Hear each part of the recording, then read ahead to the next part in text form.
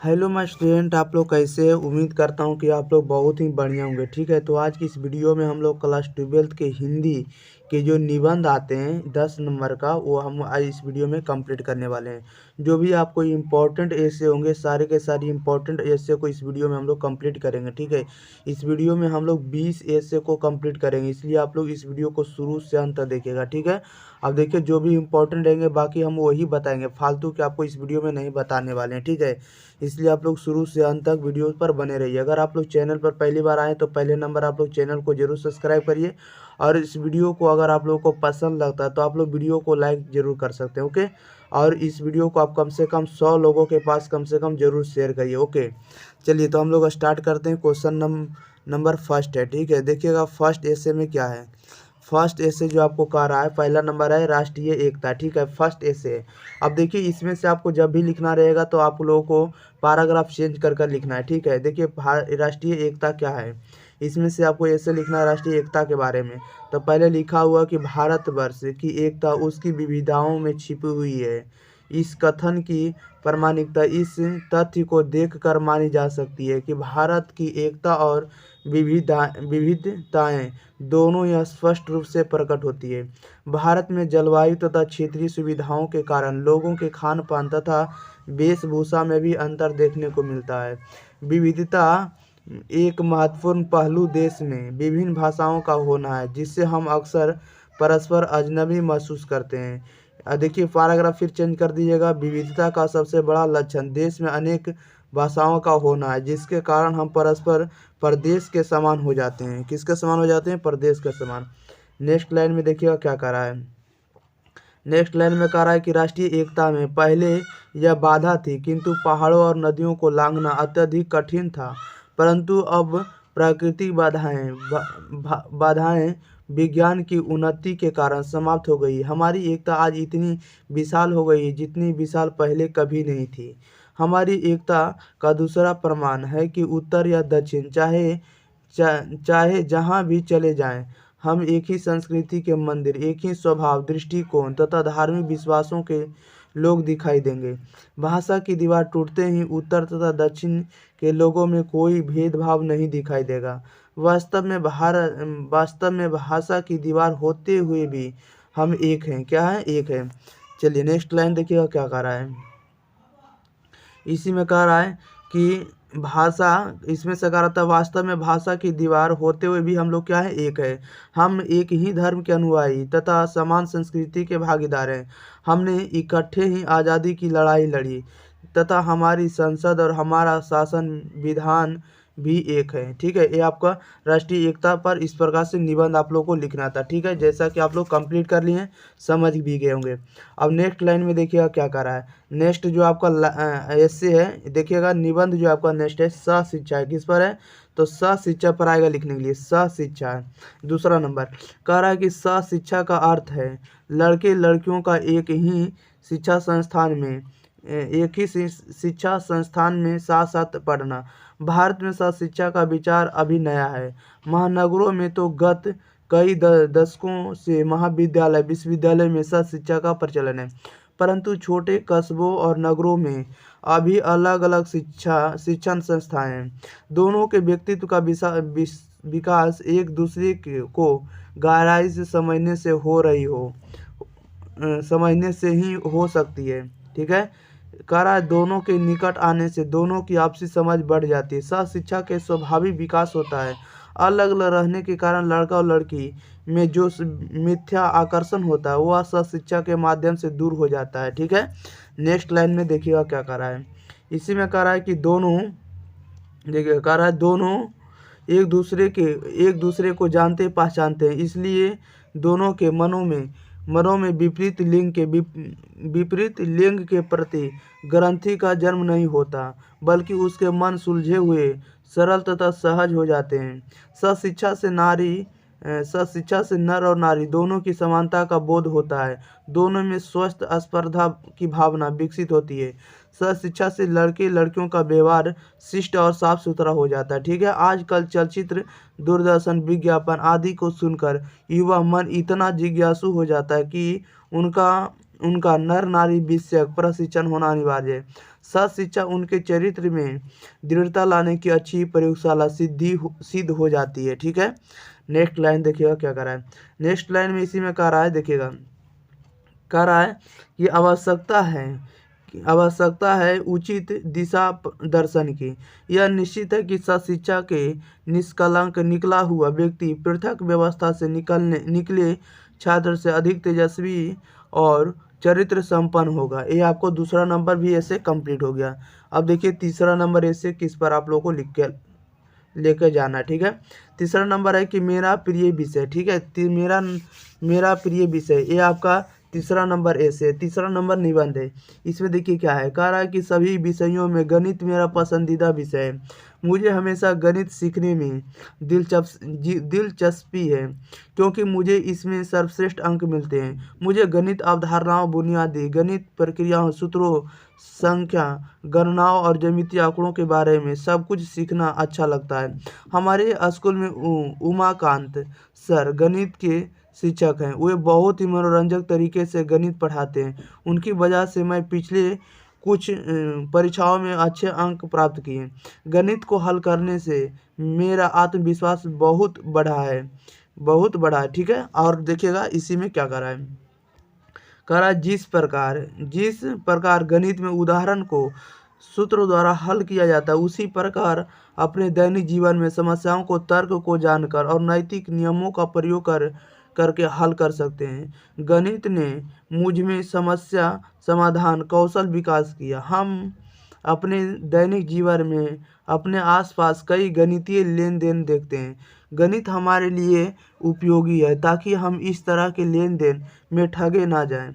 हम कई जगहों जैसे बैंक, स्कूल, दुकानों, औद्योगिक संगठनों में गणित का उपयोग करते हैं। मैंने हर साल गणित में पहला स्थान हासिल किया है। वर्तमान में स्कूल में हमें अध्ययन के रूप में गणित के प्रत्येक पाठ के आधार पर गृह कार्य दिया जाता था। ठीक है, देखिएगा नेक्स्ट लाइन में गृह कार्य का मतलब होमवर्क दिया जाता था। और देखिएगा इसी में क्या कह रहा है कि मैं कभी कभी दूसरे विषय का अध्ययन करने में असफल हो जाता हूँ, लेकिन मैं गणित का अध्ययन करने में कभी असफल नहीं होता। मैं भविष्य में भी संपूर्ण रूप से गणित का अध्ययन करना चाहूँगा। मैं एक गणित शिक्षक के रूप में अपना भविष्य बनाना चाहता हूँ। मुझे पूरा विश्वास है कि इस सपने के लिए मेरा परिवार मेरा साथ देगा। उसके लिए मैं इस समय बहुत ही एकाग्रता के साथ गणित का अध्ययन कर रहा हूँ। ठीक है, ये भी तीसरा ऐसे आपका कंप्लीट हो गया। अब देखिएगा चौथा ऐसे आप लोगों को क्या करना है। चौथा ऐसे में आपको लोगों को देख कर जाना है कि बसंत ऋतु, और इसका जो भी पीडीएफ होगा आप लोगों को टेलीग्राम चैनल पर फ्री में अपलोड कर दिया गया। ठीक है, वहाँ से आप लोग जाकर डाउनलोड कर सकते हैं, पढ़ सकते हैं। ओके, चलिए नेक्स्ट नंबर है कि बसंत ऋतु। बसंत ऋतु को ऋतु राज कहा जाता है। फाल्गुन महीने में बसंत का आगमन होता है। इस ऋतु में प्रकृति में हरियाली छा जाती है, फूल खिल उठते हैं, मोर नाचने लगते हैं, पेड़ों एवं लताओं पर पत्ते हरे भरे होने लगते हैं और फूल खिल जाते हैं। वसंत ऋतु में प्रकृति की सुंदरता देखते ही बनती है। सरसों के पीले पीले फूलों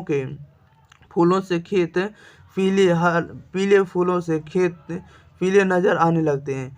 पलाश के लाल फूल खिल उठते हैं। आमों के पेड़ों पर मंजरियां लग जाती है। हवा के झोंके बार बार उड़ते गिरते रहते हैं। तितलियां उड़ने लगती है, पक्षी की चहचहाट शुरू हो जाती है।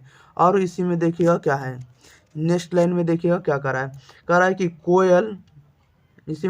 कोयल की कूकू की आवाज़ में प्रकृति का मधुर संगीत सुनाई पड़ती है। चारों तरफ उमंग ही उमंग दिखाई पड़ता है। स्त्रियां भी पीले वस्त्र धारण कर लेती है और मानव नाच उठता है, प्रकृति नाच उठती है। स्त्रियां भी आंतरिक रूप से प्रफुल्ल नजर आने लगती है। वसंत ऋतु की सुंदरता आकर्षित करती है। सभी उल्लासित नजर आते हैं। बस कारा ऋतुराज बसंत उमंग के साथ जीने का संदेश हमें देती है। ठीक है, इस प्रकार से आप लोगों को लिख देना है बसंत ऋतु पर निबंध। ठीक है, नेक्स्ट अगला जो ऐसे है कारा इंटरनेट और छात्र पर आप लोगों को आ जाएगा लिखने के लिए निबंध। तो देखिएगा किस प्रकार से आप लोगों को लिखना है। इसमें से अगर आप लोगों को आ जाएगा इंटरनेट और छात्र पर निबंध, तो लिखिएगा आधुनिक युग में इंटरनेट का महत्व समय समय पर बढ़ता जा रहा है और इसका प्रभाव छात्र जीवन पर भी गहरा है। इंटरनेट ने छात्रों के लिए जानकारी की समुद्र में पहुंच प्रदान की है, जहां वे विश्व के किसी भी कोने की जानकारी, समाचार, अध्ययन सामग्री आदि को आसानी से प्राप्त कर सकते हैं। आज के छात्र इंटरनेट का उपयोग न केवल अध्ययन से संबंधित सामग्री खोजने में करते हैं, बल्कि उनके सामाजिक और मानसिक विकास में भी यह एक महत्वपूर्ण भूमिका निभा रहा है। Online online tutorials, webinar, video lectures से छात्रों अपनी शिक्षा से नई ऊंचाइयों को छूने का प्रयास कर रहे हैं। ठीक है, यानी ऑनलाइन के माध्यम से हम लोग इंटरनेट का यूज कर रहे हैं। चलिए नेक्स्ट लाइन में देखिए क्या कर रहा है।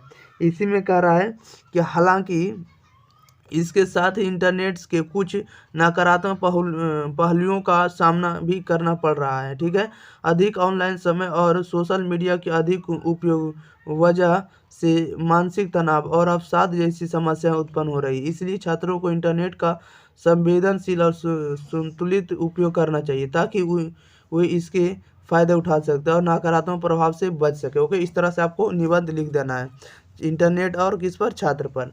अब देखिएगा अगला नंबर क्या है। अगला नंबर यानी 6 नंबर में चुनाव प्रक्रिया के बारे में अगर निबंध आ जाएगा लिखने के लिए, ऐसे आएगा तो लिखिएगा कि चुनाव या निर्वाचन लोकतंत्र का एक महत्वपूर्ण प्रक्रिया है। इसके द्वारा जनता अपने प्रतिनिधियों को चुनती है। भारत एक लोकतांत्रिक देश है, यहाँ जनता का राज है। भारत की आबादी लगभग 140 करोड़ है। 140 करोड़ देशवासियों के भलाई को ध्यान में रखकर ही लोग सही प्रतिनिधियों का चुनाव करते हैं, जो संसद या विधानसभा में बैठकर जनता के हित के संबंध में निर्णय लें। ठीक है, इस तरह से। और देखिएगा नेक्स्ट लाइन में इसी में क्या कर रहा है। इसी में कह रहा है कि जनतंत्र में जनता के मतदान द्वारा सरकार का गठन किया जाता है। इस चुनी हुई सरकार में जनता के प्रतिनिधि होते हैं। ये देश और जनता की आवश्यकता को ध्यान में रखते हुए नीति का निर्धारण करते हैं। प्रत्येक सरकार के गठन के लिए चुनाव निर्वाचन आयोग के द्वारा कराया जाता है। चुनाव में सरकार के कोष से करोड़ों रुपए खर्च होते हैं। चुनाव लड़ने वाले तथा कथित नेता भी अनंत रुपये प्रचार में खर्च करते हैं। ये जो जनता है वे सब कुछ जानती है। ठीक है, और लोकसभा और विधानसभा का चुनाव प्रत्यक्ष मतदान द्वारा होता है। राज्यसभा और विधान परिषद का चुनाव अप्रत्यक्ष चुनाव द्वारा होता है। भारत में स्वतंत्र एवं निष्पक्ष चुनाव कराने के लिए 25 जनवरी 1950 को निर्वाचन आयोग की स्थापना हुई। ठीक है, किसकी स्थापना हुई, तो निर्वाचन आयोग की स्थापना हुई 25 जनवरी 1950 को। और देखिएगा आगे क्या है। कह रहा यह एक स्वतंत्र संस्था है जो भारत के सभी प्रकार के चुनाव कराने का अधिकार रखती है।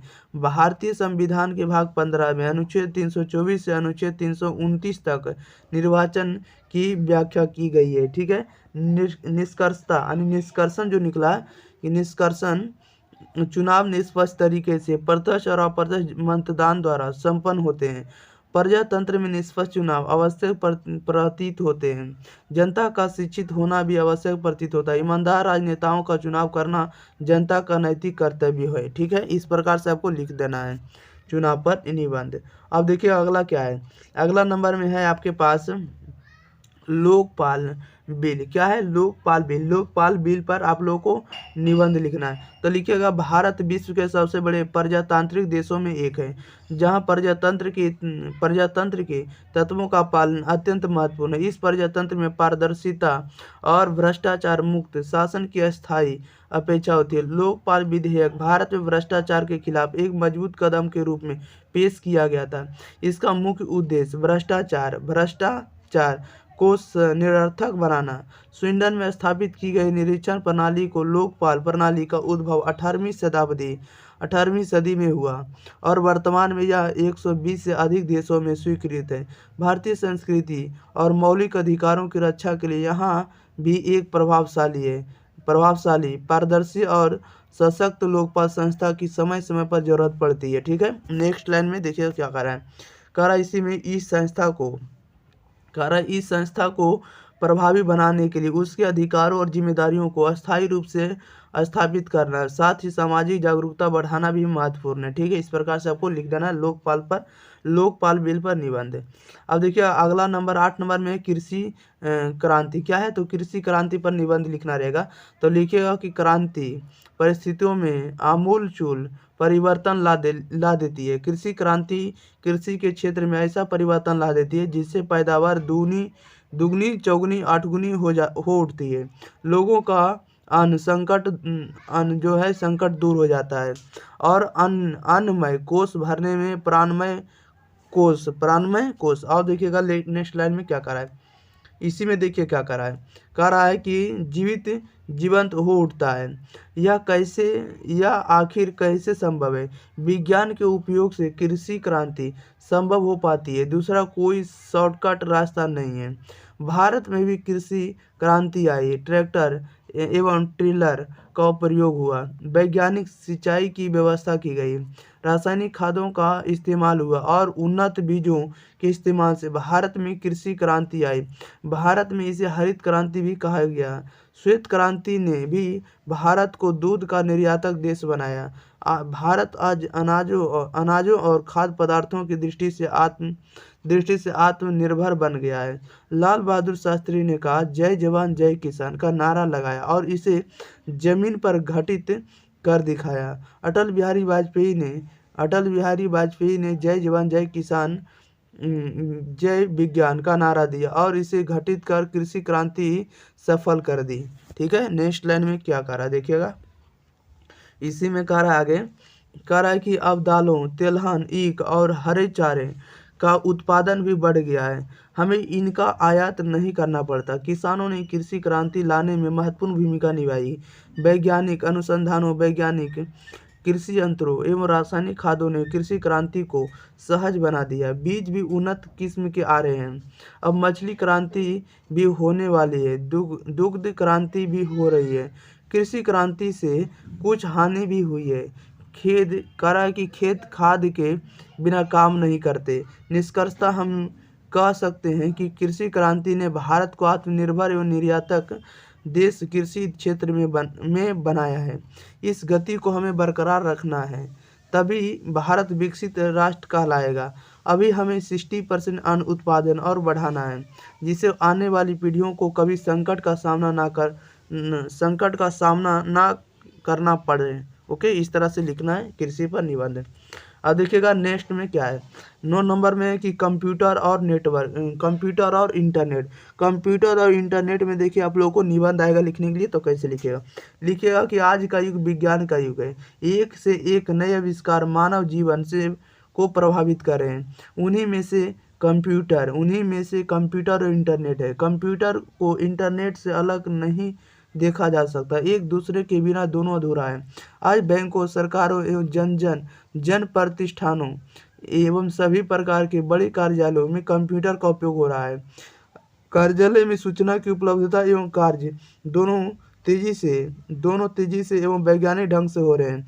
प्रगति की रफ्तार तीव्र हो गई है। कंप्यूटर कोई गलती नहीं करता, मानव मस्तिष्क का कार्य या शुद्धतम रूप में करता है। इस बात की आशंका बढ़ गई है कि कहीं मानव मस्तिष्क कंप्यूटर का दास ना बन जाए। ठीक है, इस प्रकार से लिखना है कंप्यूटर के बारे में। अब देखिए इसी में क्या है, कह रहा है कि कंप्यूटर मशीन के 5 भाग होते हैं, स्मरण खंड, नियंत्रण खंड और इनपुट खंड और आउटपुट खंड। सूचनाएं कंप्यूटर में भरी जाती है। कंप्यूटर की भाषा पृथक होती है, उसी भाषा में सामग्री डालकर अपेक्षित परिवर्तन किया जाता है। स्मरण खंड में पूर्व डाली गई सामग्री रहती है, आवश्यकता पड़ने पर इसे मुद्रित कर निकाला जा सकता है। विश्वविद्यालयों एवं लोक सेवा आयोग के परीक्षा फल भी या संकलित एवं मुद्रित कर शीघ्रता से निकलता है। मानव यदि इसका उपयोग करता रहा तो यह उपयोगी सिद्ध होगा, लेकिन यह यंत्र मानव मस्तिष्क का यह स्थानापन्न नहीं बन सकता। मानवीय संवेदनशीलता और सहानुभूति यह नहीं प्रदान करता, लेकिन रंगीन पेंटिंग निकालने में इसका जोड़ी नहीं है। आप देखिएगा नेक्स्ट लाइन में क्या कर रहा है, डॉक्टर भी डॉक्टर भी अब इन कंप्यूटरों का प्रयोग कर रहे हैं। इस तरह कंप्यूटर मानव के लिए एक अत्यंत उपयोगी संयंत्र है। इसके उपयोग से देश भी तेजी से तरक्की कर रहा है। समझता कंप्यूटर और इंटरनेट की मदद से हम पूरे विश्व की सूचनाओं और मनोरंजन का लाभ क्षण में ही उठा सकते हैं। अब दुनिया तेजी से बदल गई है। इसके बाद अगला देखिएगा, मोस्ट इम्पॉर्टेंट है, ठीक है। मोस्ट इम्पॉर्टेंट आपका निबंध है, छात्र और अनुशासन। छात्र और अनुशासन ये बहुत बार आप लोगों को एग्जाम में पूछा हुआ, जैसे कि आप लोग देख रहे हैं 2015 2016 में भी पूछा हुआ, सामने आप लोग देख रहे हैं। चलिए, तो छात्र और अनुशासन पर निबंध लिखेंगे। कैसे लिखेंगे? कह रहा है कि सृष्टि का समस्त कार्य एक निश्चित नियंत्रण या अनुशासन के अधीन चल रहा है। अनुशासन शब्द का अर्थ ही शासन यानी आदेश या नियंत्रण के अनुसार चलना है। अनुशासन एक व्यापक तत्व है जो जीवन के सभी क्षेत्रों को अपने समा लेता है। इसके अभाव में जीवन व्यवस्थित रीति से नहीं चल सकता।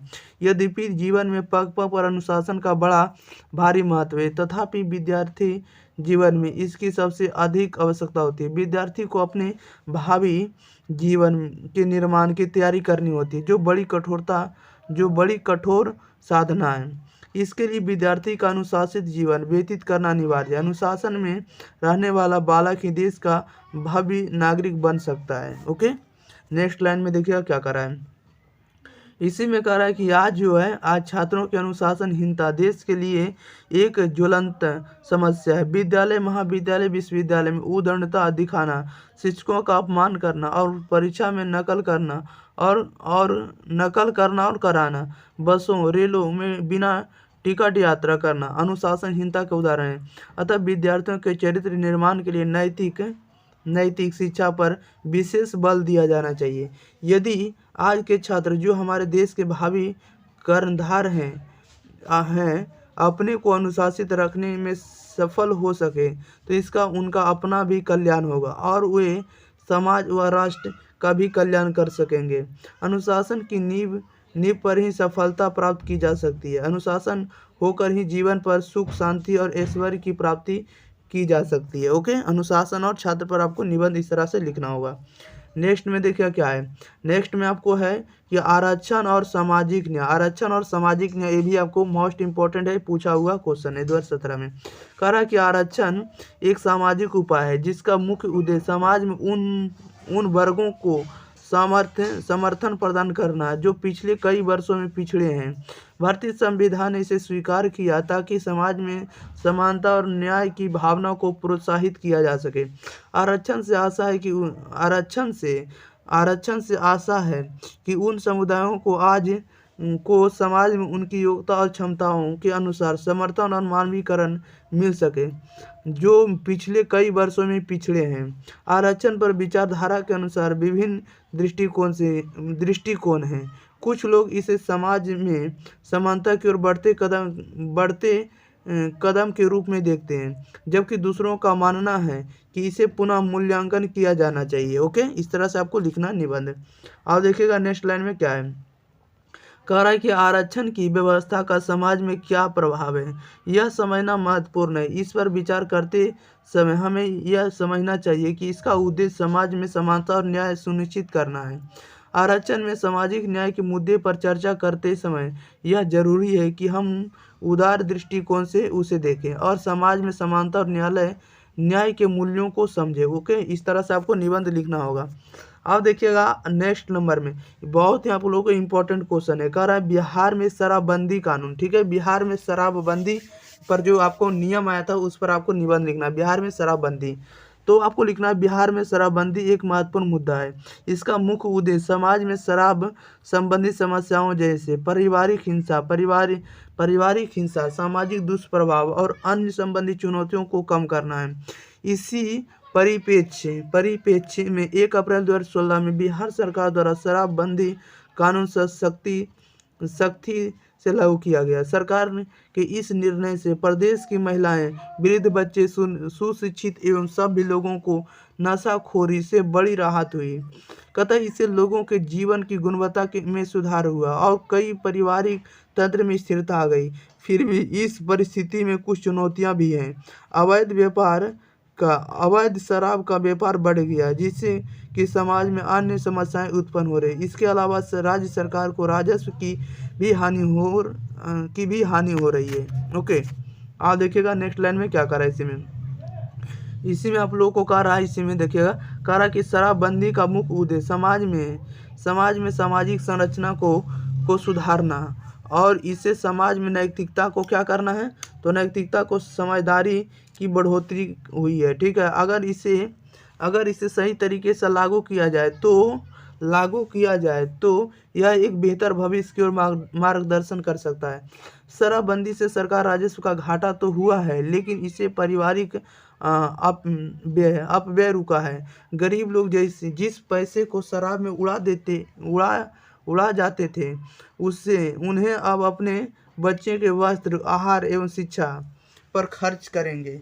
कारण नशाबंदी से लोगों में नया संस्कार जन्म लेगा, लोगों में विवेक सुविचार जन्म लेगा, सामाजिक सद्भाव का एक नया वातावरण तैयार होगा, करा सुसभ्य और सुसंस्कृत बिहार का निर्माण होगा। इस्लाम में शराब हराम है, इसमें करा। ठीक है, हिंदू धर्म शास्त्रों को भी मदिरापान वर्जित और प्रतिबंधित है। हिंदू धर्म में जो है, हिंदू धर्म शास्त्रों में भी मदिरापान और किसमें है, तो मदिरापान वर्जित और प्रतिबंधित यानी रोक लगा हुआ है। ओके, आप देखिएगा आगे क्या है। आगे इसमें कह रहा है कि बौद्ध और जैन धर्म में हिंसा और नशा पूर्णतः वर्जित है। इसलिए यह जरूरी है कि जनता, प्रशासन और सरकार मिलकर इसे सफल बनाए ताकि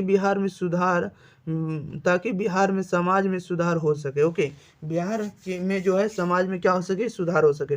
अगला आपको प्रदूषण अथवा प्रदूषण की समस्या है। ये भी आपको बहुत ही इंपॉर्टेंट है क्योंकि 2012, 2013, 2017 में लगातार पूछा जा रहा है। ओके, प्रदूषण अथवा प्रदूषण की समस्या। अब देखिए इसके बारे में हम लोग निबंध किस प्रकार से लिखेंगे, तो इसके बारे में निबंध लिखना रहेगा तो लिखेगा पर्यावरण मनुष्य की भौगोलिक एवं बौद्धिक उपज है, अर्थात मानव जीवन को पर्यावरण की परिस्थितियां व्यापक रूप से प्रभावित करती है। मनुष्य को एक संतुलित पर्यावरण की स्थापना करनी चाहिए, लेकिन आज के इस हर क्षण बदलते युग में असंतुलित पर्यावरण की स्थापना हो रही है और इसका सबसे बड़ा उदाहरण है प्रदूषण। सबसे बड़ा उदाहरण क्या है, तो प्रदूषण है।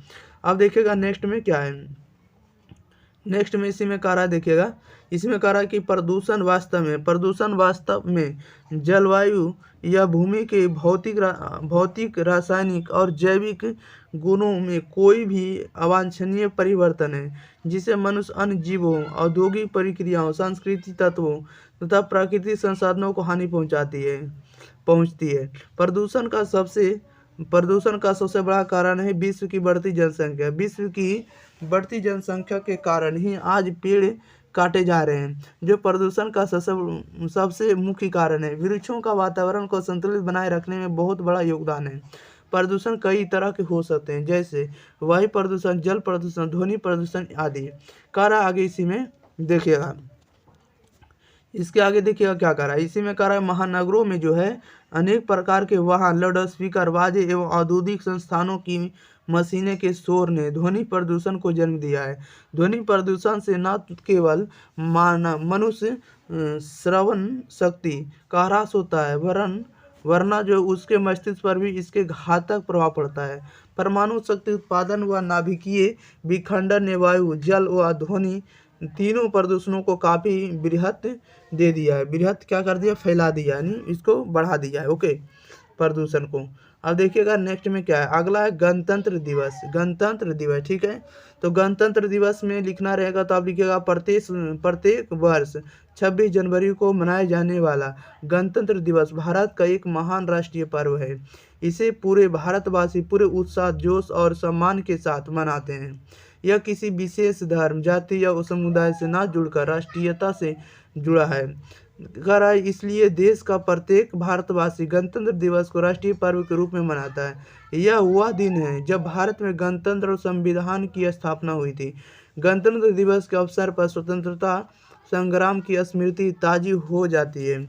हमें यह याद हो जाता है कि किस तरह आज़ादी के दीवाने देशभक्तों की जीवन भर के संघर्षों के परिणाम स्वरूप 15 अगस्त 1947 को हमारा देश आज़ाद हुआ और 26 जनवरी 1950 को एक धर्मनिरपेक्ष, लोक कल्याणकारी, सार्वभौमिक गणराज्य के रूप में उदय हुआ। ओके, इस तरह से आपको लिखना है गणतंत्र दिवस के बारे में। ओके, अब देखिएगा आगे इसी में क्या कर रहा है, करा आज के पश्चात डॉक्टर भीमराव अम्बेडकर ने पहली बार संविधान की रूपरेखा संविधान के समक्ष प्रस्तुत किया। आज करा कि कुछ संशोधनों के उपरांत नवंबर 1949 में इसे स्वीकार कर लिया कि संविधान सभा के सभी सदस्य चाहते थे कि इसे ऐसे दिन पारित किया जाए जो देश के गौरव से जुड़ा हुआ दिन हो।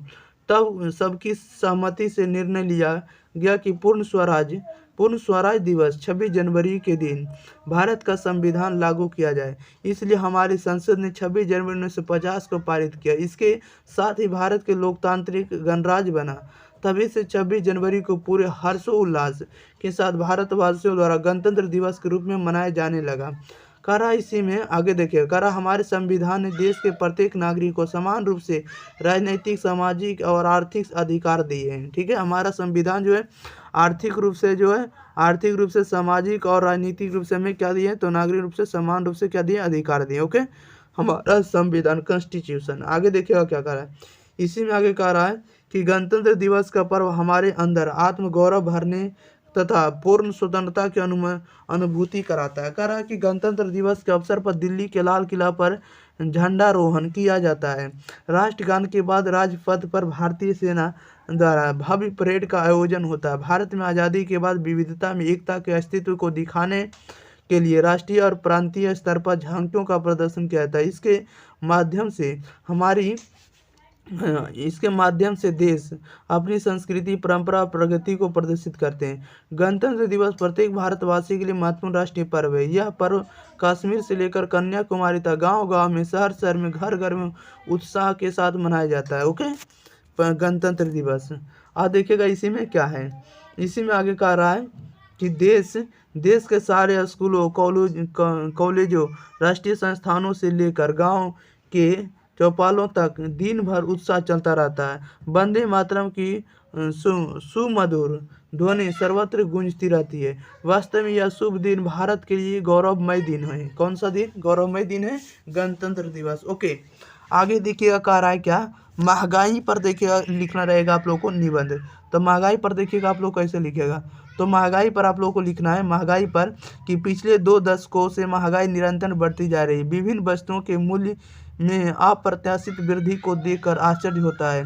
निरंतर बढ़ती हुई महंगाई भारत जैसे विकासशील देश के लिए निश्चित ही भयानक अभिशाप कहा जा सकता है। बढ़ती हुई महंगाई के सर्वाधिक मुख्य कारण बढ़ती हुई जनसंख्या है। पिछले 50 वर्षों में हमारे देश की जनसंख्या लगभग 3 गुनी हो गई है। जनसंख्या की वृद्धि के अनुपात से विभिन्न वस्तुओं के उत्पादन में वृद्धि नहीं हुई। जैसे जैसे जनसंख्या बढ़ती है वैसे वैसे विभिन्न वस्तुओं की मांग में वृद्धि होती है। मांग के अनुपात में यदि वस्तुओं की पूर्ति में वृद्धि नहीं होती तो महंगाई का बढ़ना स्वाभाविक ही है। क्या है? महंगाई का बढ़ना स्वाभाविक ही है। ठीक है, आगे देखिएगा क्या कह रहा है इसी में अगला में कह रहा है कि हमारे देश में निरंतर बढ़ता हुआ भ्रष्टाचार और अवांछित कार्य भी मूल्य वृद्धि का एक मुख्य कारण है। इन्हें पुनः निर्मित करने में पर्याप्त धनराशि व्यय होती है। महंगाई पर नियंत्रण पाने के लिए सरकार को कठोर कदम उठाना चाहिए तथा जनता को भी सादगीपूर्ण जीवन शैली में निष्ठा रखनी चाहिए। इसके अतिरिक्त आवश्यक पदार्थों के उत्पादन में पर्याप्त वृद्धि होनी चाहिए ताकि आवश्यक वस्तुओं की पूर्ति में वृद्धि हो सके। ओके, अगला देखिएगा क्या, अगला इससे आप लोगों के लिए है नशा उन्मूलन है। क्या है? तो नशा उन्मूलन नशा मुक्ति।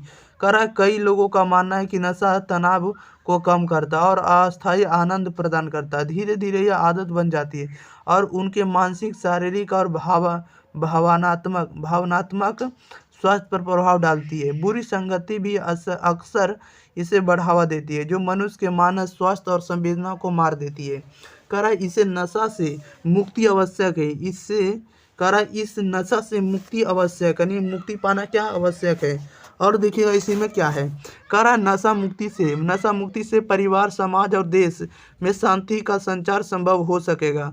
नशा मुक्ति शैक्षणिक प्रगति, उचित रोजगार अवसरों का निर्माण और सामाजिक विकास में मदद करती है। ठीक है, और नेक्स्ट लाइन में देखिएगा क्या कर रहा है, अगला लाइन में आप लोगों को कह रहा है इसमें नशा मुक्ति के लिए व्यक्तिगत एवं सामुदायिक स्तर पर कोशिश करनी होगी। सरकारी प्रयास भी सार्थक हो सकेंगे। बिहार सरकार ने नशा पर प्रतिबंध लगाया। सरकारी कदम भी महत्वपूर्ण है, लेकिन नशा मुक्ति सिर्फ कानूनी उपायों से ही नहीं पूरी हो सकती है। इसके लिए देश, समाज एवं परिवार के वातावरण में भी सुधार की आवश्यकता है। विभिन्न नशा मुक्ति केंद्रों को समर्थन करना भी महत्वपूर्ण है। यह संस्थाएं नशे के शिकार व्यक्तियों को सहायता प्रदान करती है। यह सब मिलकर नशा मुक्ति को बढ़ावा देकर हमारे देश के सुखद भविष्य की दिशा में एक महत्वपूर्ण कदम होगा। ठीक है, इस प्रकार आपको नशा मुक्ति पर लिखना होगा। अब देखिएगा अगला क्या है। अगला आप लोगों के लिए है निबंध में युवा शक्ति है। क्या है? युवा शक्ति है। कह युवा वर्ग समाज की वह ऊर्जा है जिससे नई सोच, नवाचार और परिवर्तन का मार्ग प्रशस्त होता है। युवा शक्ति का महत्व न केवल राष्ट्र निर्माण में है, बल्कि समाज के सभी क्षेत्रों में उसका अद्वितीय योगदान है। युवा वर्ग अपनी उम्र और ऊर्जा के कारण ही नहीं, बल्कि अपनी ताजगी, नवाचार, प्रवृत्ति और साहसिकता के कारण भी महत्वपूर्ण है। इसी ऊर्जा, साहस और नवाचार की शक्ति के कारण युवा वर्ग नई तकनीकों, विज्ञान, शोध, कला, खेल, सामाजिक खेल और अन्य क्षेत्रों में अपना योगदान देता है। इसके साथ ही युवा वर्ग के पास वह अद्वितीय सोचने की क्षमता जिसे हर वह समाज की मौजूदा समस्याओं के समाधान के लिए नई सोच और नई उपाय देखिएगा आगे क्या है। नई उपाय क्या कर सकता है? निकालता है, चाहे वह पारिस्थितिकी समस्या हो, करा कि सामाजिक असमानता हो या क्या करा अन्य किसी भी प्रकार की समस्या हो। युवा वर्ग हमेशा उसके समाधान की दिशा में आगे बढ़ता है। हालांकि यह भी सत्य है कि युवा वर्ग को सही दिशा और मार्गदर्शन की भी आवश्यकता होती है। अगर उन्हें सही मार्गदर्शन नहीं मिलता है तो उनकी ऊर्जा और साहस गलत दिशा में जा सकती है। इसलिए समाज और राष्ट्र की जिम्मेदारी है कि वह युवा वर्ग को सही मार्गदर्शन दे और उन्हें सही दिशा में प्रोत्साहित करें। अंततः युवा शक्ति समाज और राष्ट्र के विकास में अद्वितीय योगदान देने वाली है। इसलिए हमें इसे संजीवनी शक्ति की तरह देखना चाहिए और इसका सही उपयोग करना चाहिए। ठीक है, और देखिएगा नेक्स्ट लाइन में क्या कर रहे हैं। इसी में देखिए कह रहा है युवा वर्ग का सही मार्गदर्शन और प्रोत्साहन से ही हमारा समाज और राष्ट्र उच्च शिखरों पर पहुंच सकता है। इसलिए युवा शक्ति को सही दिशा देना, उन्हें प्रोत्साहित करना और उनकी क्षमताओं का सही उपयोग करना हम सभी की जिम्मेदारी बनती है। अगला नंबर देखिएगा, हमारा प्रिय कवि बहुत ही इंपॉर्टेंट क्वेश्चन है। ठीक है, बहुत ही इंपॉर्टेंट एसए है, 2017-18 में पूछा हुआ है। और देखिएगा अगला क्या है, आपका प्रिय कवि या तो अपना प्रिय कवि कह सकते हैं। कह रहा है इसमें से मेरे प्रिय कवि राष्ट्र कवि रामधारी सिंह दिनकर है। उनकी कविता राष्ट्रीय भावना का संचार करती है। किसकी? तो राष्ट्रीय भावना का संचार करती है। उनकी कविता अन्याय सहने का विरोध करती है। उनकी कविता नारी के प्रति विनम्रता का भाव सिखलाती है। वे उस पुरुष को पूर्ण कहते हैं जिनमें नारियों की सी विनम्रता होती है। उनकी कविता कर्ण की विनम्रता और दयनीय स्वभाव की प्रशंसा करती है। उनकी कविता भारत की प्रशंसा करती है। इन्हीं कारणों से वे आज भी मेरे प्रिय कवि हैं। ठीक है, दिनकर जी का जन्म 23 सितंबर 1908 ईस्वी को हुआ था। ठीक है, उसका निधन 24 अप्रैल 1974 में हुआ था। उनका जन्म स्थान सिमरिया बेगूसराय बिहार में हुआ था। उनकी माता का नाम मनरूप देवी और पिता का नाम रवि सिंह थे। ठीक है, माता का नाम मनरूप देवी और पिता का नाम जो था रवि सिंह थे। ठीक है, याद रखिएगा। और देखिएगा इसी में क्या है नेक्स्ट लाइन। इसी में देखिए क्या है नेक्स्ट लाइन में। इसी में कह रहा है कि दिनकर जी की कृतियां हैं प्रणभंग। क्या है? प्रणभंग है, रेणुका है, हुंकार है, रसवंती है, कुरुक्षेत्र है, रसिमरथी है और नील कुसुम है, उर्वशी है, परशुराम है, परशुराम की प्रतीक्षा है, कोमलता और कवित्व है और हारे को हरिनाम। दिनकर जी की गद्य कृतियां मिट्टी की ओर, अर्धनारीश्वर, संस्कृति के 4 अध्याय, काव्य की भूमिका, वट पीपल, इसके बाद शुद्ध कविता की खोज और दिनकर की डायरी। संस्कृति के 4 अध्याय पर साहित्य अकादमी एवं उर्वशी पर भारतीय ज्ञानपीठ पुरस्कार उन्हें मिला था। दिनकर जी को पद्म विभूषण की उपाधि भी मिली थी। वे राष्ट्र कवि माने जाते हैं। वे क्या माने जाते हैं? राष्ट्र कवि माने जाते हैं। ओके, नेक्स्ट लाइन में देखिएगा क्या कह रहा है, इसी में आगे कह रहा है, देखिएगा कह रहा है, दिनकर जी की कविता में ओज और पौरुष भरा हुआ था। हिंदी एवं बिहार का यश दिनकर जी ने बढ़ाया। उनकी कविता का नमूना इस प्रकार है, जब तक मनुज मनुज का यह सुख भाग नहीं शाम होगा, समित न होगा कोलाहल संघर्ष नहीं कम होगा। ठीक है, ये आपका उनका लाइन है, किनका है तो रामधारी सिंह दिनकर का, याद रखेगा। अगला आपके लिए 19 नंबर में कि गंगा सफाई अभियान। गंगा सफाई अभियान पर देखिएगा आप लोगों को निबंध किस प्रकार से लिखना है। तो इसको निबंध लिखना है कि गंगा भारत की सबसे बड़ी नदी है। यह गंगोत्री से निकलकर कलकत्ता में समुद्र में गंगा सागर में जाकर मिल जाती है। यह अनेकानेक बड़े शहरों से होकर गुजरती है। यह प्रदूषित होती जा रही है। इसी की सफाई करना गंगा सफाई अभियान का लक्ष्य है। गंगा के पानी को शुद्ध, पारदर्शी एवं बैक्टीरिया रहित बनाना इस सफाई का अभियान का उद्देश्य है। ठीक है, कह रहा था इसी में कि गंगा भारत की सबसे बड़ी नदी है। यह गंगोत्री से निकलकर कलकत्ता में समुद्र में गंगा सागर में मिल जाती है। यह जो है बड़े बड़े शहरों में जाकर गुजरती है, बड़े बड़े शहरों से होकर गुजरती है। और यह जो गंगा जो है ये आपको प्रदूषित होती जा रही है, इसलिए इसको सफाई करने के लिए गंगा सफाई योजना चलाया जा रहा है। ओके, याद रखिएगा। देखिएगा अगला लाइन में क्या है, इसी में अगली लाइन में कह रहा है कि विभिन्न शहरों के कूड़े कचड़े इस नदी में फेंक दिए जाते हैं। कह रहा है कि सीवेज का पानी, शौच का शुद्ध अशुद्ध पानी इस नदी में अनवरत फेंका डाला जा रहा है। शौच के पानी को शुद्ध करके इसमें डाला जा सकता है। मूर्तियां विसर्जन भी इस नदी में कर दिया जाता है। इसे रोकना होगा। नदी के किनारे शौच करने में भी रोकना होगा। कल कारखाने के गंदे पानी एवं जहरीले पानी को भी इस नदी में फेंकने से रोकना होगा। ज्यों ज्यों भारत की जनसंख्या 140 करोड़ से आगे बढ़ रही है, त्यों तो इसका पानी साफ रखना बिल्कुल मुश्किल हो रहा है। क्या हो रहा है, जब जब जनसंख्या बढ़ रहा है तब तक गंगा का पानी साफ रखना क्या हो रहा है, मुश्किल हो रहा है। कह रहा है पशुओं को इसी नदी में स्नान कराया जाता है, इसे भी बंद करना होगा। इस सफाई की चेतना का निर्माण कर गंगा सफाई अभियान को सफल बनाया जा सकता है। यह प्रत्येक भारतीयों का कर्तव्य है। ठीक है, चलिए नेक्स्ट लाइन में देखिएगा क्या कह रहा है। अगला हिस्से में आपका छठ पर्व है। क्या है, छठ पर्व, ये आपका लास्ट है। ठीक है, 20 ही देखेंगे। अगला छठ पर्व पर आप लोगों को निबंध लिखना है। कह रहा है सूर्य की विधिवत पूजा बिहार में बड़े पैमाने पर होती है। यह पूजा छठ कहलाती है। यह पूरे भारत में फैल रही है।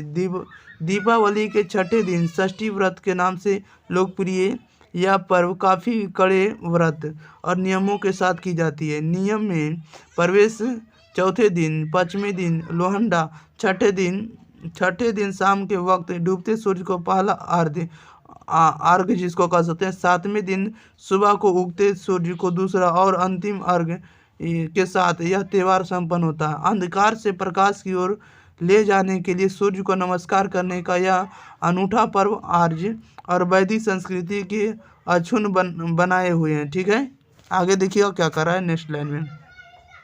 नेक्स्ट लाइन में कह रहा है कि ऋग्वेद ने सूर्य को ईश्वर की सबसे बड़ी खूबसूरत दुनिया कहते हुए सलाह दी है।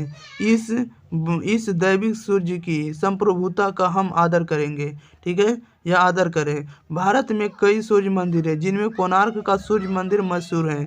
वेदों में इसे एक पहिए वाले सुनहरे रथ पर सवार देवता कहा गया है, जिसे 7 शक्तिशाली घोड़े पलक झपकते ही 364 लीग की रफ्तार से दौड़कर ले जाते हैं। वह अपने रथ पर सवार होकर आसमान में घूमता रहता है और संसार की हर गतिविधि पर नजर रखता है। ठीक है, ये आपका छठ पर्व था निबंध। ठीक है, चलिए तो इस वीडियो में हम लोग 20 निबंध को रखेंगे, 20 ऐसे को कंप्लीट कर दिए। आप लोग को भी याद हो गया होगा। इस वीडियो को आप लोग दोस्तों के पास शेयर करिए, ज़्यादा से ज़्यादा इस वीडियो को दोस्तों के पास फैलाइए। ठीक है, और इस चैनल को आप लोग जरूर सब्सक्राइब करिए। ठीक है, हम लोग मिलते हैं अगली वीडियो के साथ। तब तक के लिए thank you for watching this video. धन्यवाद।